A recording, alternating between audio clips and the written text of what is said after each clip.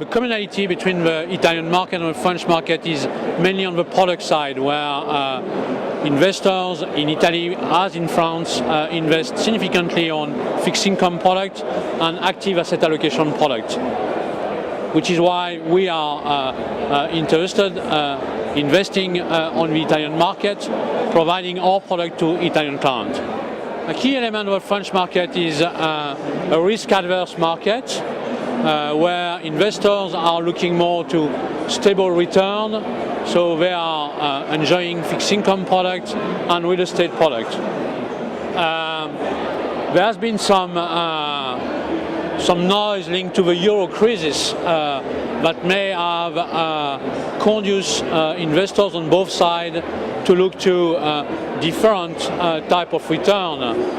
For example, Italian investors today can find at home quite high interest rates, where French investors is not able to find it.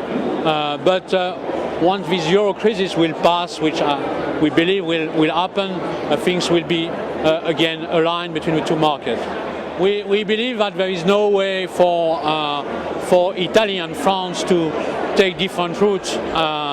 So at the end of the day, I think the two countries will have to continue together.